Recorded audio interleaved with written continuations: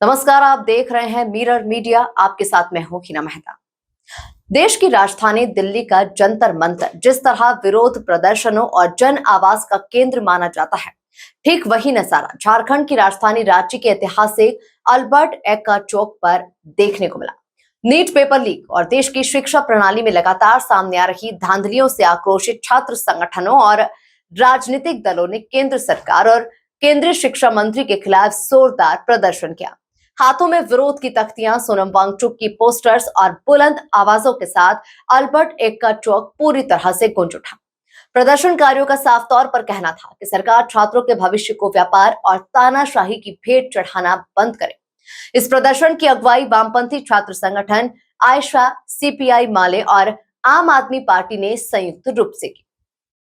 विभिन्न संगठनों के नेताओं और छात्रों ने एकजुट होकर यह संदेश दिया कि जब तक देश के लाखों युवाओं को न्याय नहीं मिलता, तब तक ये लड़ाई थमने वाली नहीं है।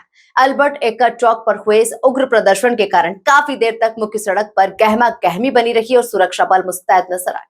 प्रदर्शनकारियों ने चेतावनी दी है कि यदि जल्द ही उनकी मांगों पर ठोस कार्रवाई नहीं हुई तो आंदोलन को राज्यव्यापी और राष्ट्रीय स्तर पर और उग्र किया जाएगा।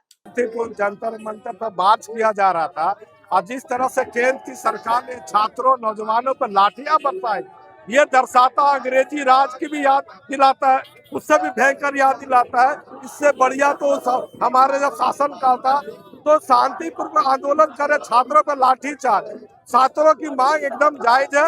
अभी तक 2014 से 152 पेपर लीक हो चुके हैं और केंद्र सरकार की जिम्मेदारी बनती है कि उस पेपर लीक को जिम्मेवारी लेते हुए धर्मेंद्र प्रधान को इस्तीफा दे। लेकिन सरकार इतनी हठधर्मता से, जिस तरह से किसानों के आंदोलन को इन्होंने जबरदस्ती कुचलने का काम किया था और अभी तक 4 कृषि कानून को रद्द नहीं किए और छात्रों के साथ भी वही अगर व्यवहार कर रही है, ये छात्र, नौजवान और किसान एकजुट होकर मजदूर इस सरकार को उखाड़ फेंकेंगे जो कॉर्पोरेट के इशारे पे चल रही है।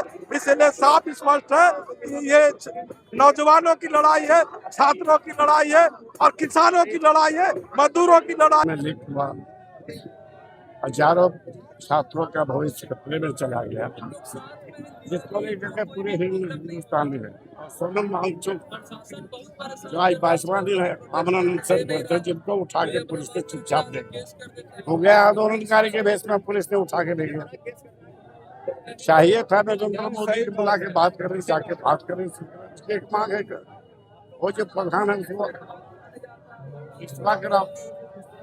वो इस्तीफा नहीं देकर के सब कानूनकारियों पर ही कार्रवाई कर रहे हैं। जो जंतर मंतर पर बैठे हुए उसको हटाने का काम कर रहे हैं। इसीलिए यह है कि इस मांग को सरकार माने। नरेंद्र मोदी से देश को खतरा है, संविधान को खतरा है। न संविधान को मान रहा है न देश को। इसलिए वो बिल्कुल आज जो अम्बेडकर साहब ने संविधान बनाया उसको नहीं मानने को तैयार है। वही हमारा सब कुछ है। देश को बचाना है तो बीजेपी को हटाना है, नरेंद्र मोदी को हटाना है। इसलिए तमाम छात्र नौजवानों से हम कहना चाहेंगे कि निकलो अब मकानों से और जंग लड़ो ऐसे बेईमानों से। अब हॉस्टल से, घर से, बाहर से अब निकलो और लड़ाई पे सड़कों पर अब लड़ाई होगा और प्रधानमंत्री इस्तीफा दे, यह मांग हम लोग करना चाहते हैं। नरेंद्र दास मोदी के कार्यकाल में लगातार पेपर लीक हुआ है, लगातार छात्रों पर हमला हुआ है, युवाओं पर हमला हुआ है। अगर कोई प्रोटेस्ट करने जाता है तो उस पर हमला हो रहा है। जिस तरह से बेरहमी से दिल्ली के सड़कों पर छात्रों को दौड़ा दौड़ा करके पीटा गया, नरेंद्र मोदी को शर्म आना चाहिए, देश के प्रधानमंत्री को शर्म आना चाहिए और इस्तीफा दे देना चाहिए कि देश के चलाने में नाकाम प्रधानमंत्री नरेंद्र दास मोदी रहे, इसलिए उनको रिजाइन कर देना चाहिए। इस देश सुरक्षित नहीं है नरेंद्र दास मोदी के नेतृत्व में। इसीलिए ये लड़ाई तमाम छात्र नौजवान, यह भी एक आजादी की, नई आजादी की लड़ाई छात्रों के भविष्य के लिए पूरे देश में छिड़ा है, उसको हम लोग समर्थन करते हैं और उनके